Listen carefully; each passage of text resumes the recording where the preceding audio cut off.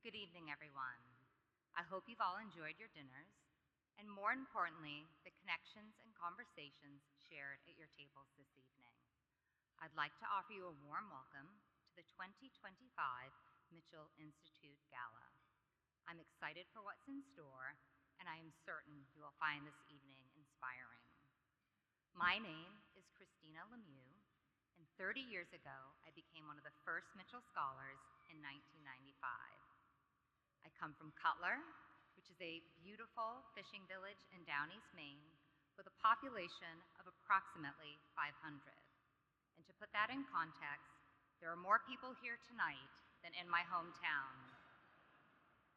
I'm part of a multi-generation lobster fishing family, and I have an older brother who from a young age aspired to be a professional lobster fisherman. That was his calling. And by the time he had turned 19, he was already fishing from his own 33-foot lobster boat named Aspiration. I also had aspirations, and the Mitchell Institute helped fuel those aspirations.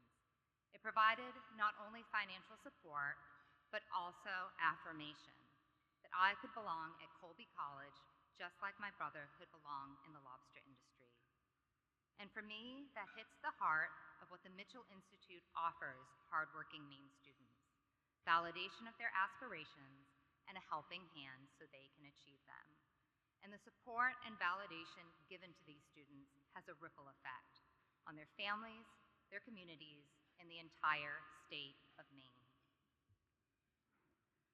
Now, this impact would not be possible without the generosity of our sponsors, many of whom are here with us tonight.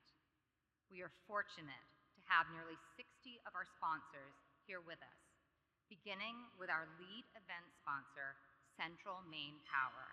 Thank you so much for your support.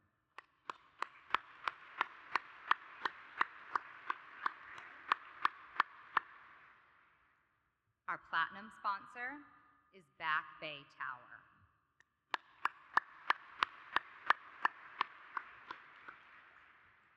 Our prime sponsors are KeyBank, Tyler Technologies, and WEX.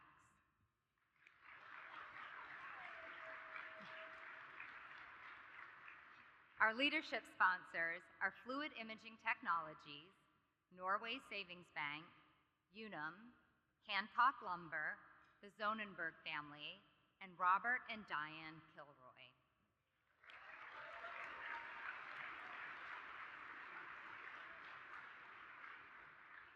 Our program sponsors are Bangor Savings Bank, the Crew Foundation, Roger and Hagit Dietz, Bruce and Becky Epstein, Sue Fitzgerald, Hub Financial, Lee Auto Malls, Chris and Nancy Pierce, Consigli Construction, the Rue Institute, and Maine Health.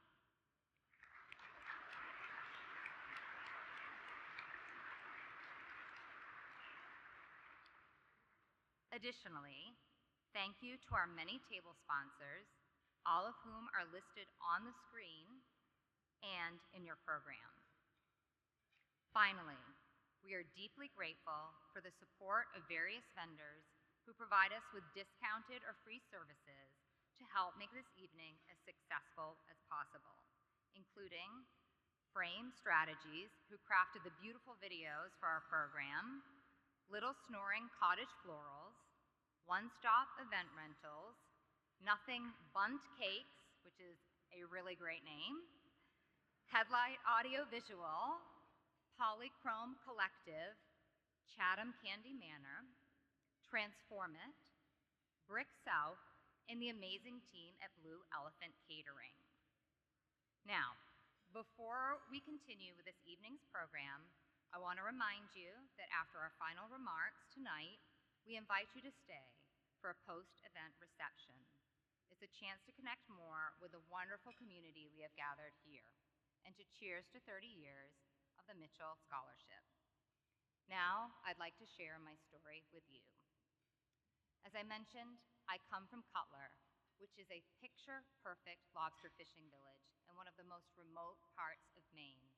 And I am proud to be part of a multi-generation lobster fishing family and to have several members of my family here with me tonight. Like many Maine lobster fishing families, my brother and I played an active role in our family business from a young age, including working as sternmen on our father's boat. And we learned from our parents not just the value of hard work, but the value of working together as a family and as a community for the greater good. My brother's aspiration was to become a professional lobster fisherman. And when you come from a family and community like mine, that aspiration is easy to understand and support.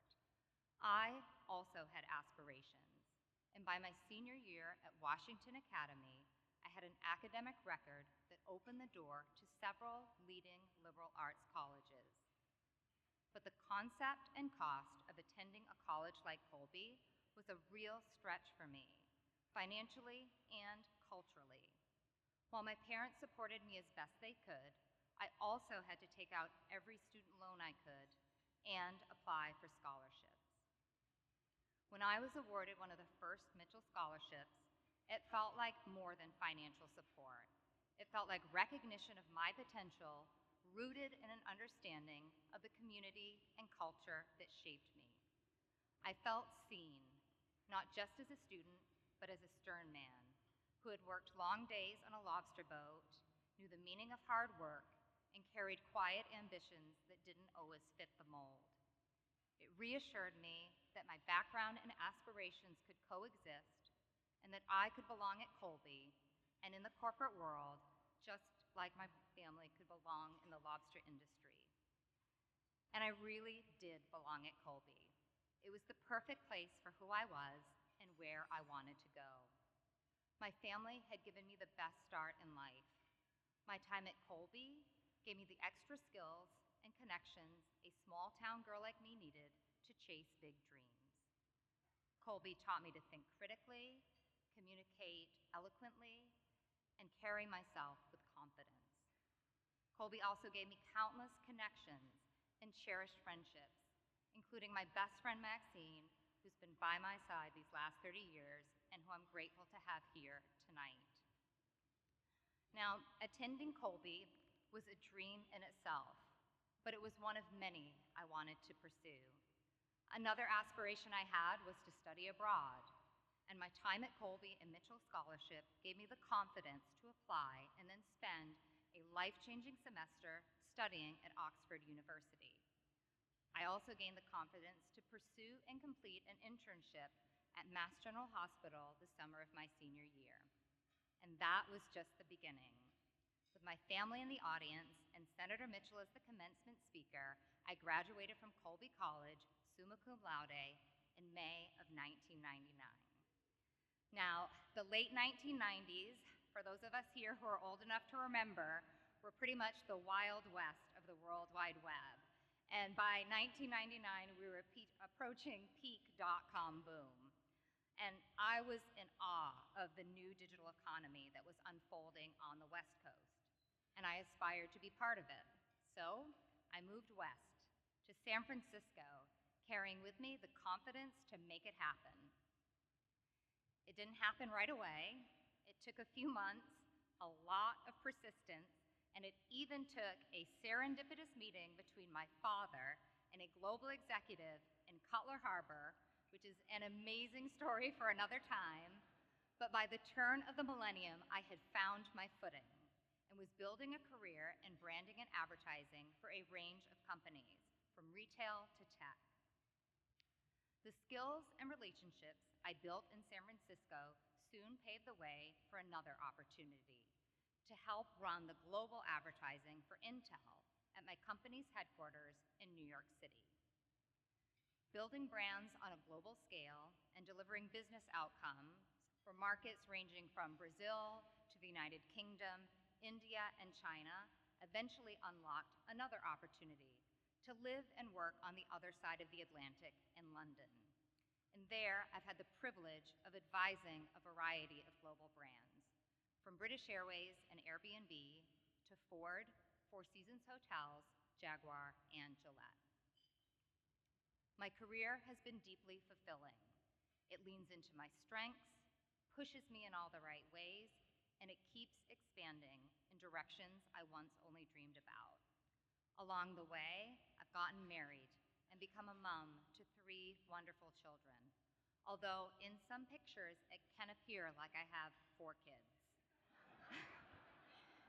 And although juggling raising a family while supporting billion-dollar brands is not always smooth sailing, the skills and confidence I've gained along the way have really helped me harmonize my personal and professional life in a way that stays true to my values.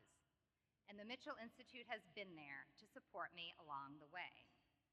When I returned to work after having my twins, I was stretched thin from every perspective, but I had an aspiration to elevate my leadership skills.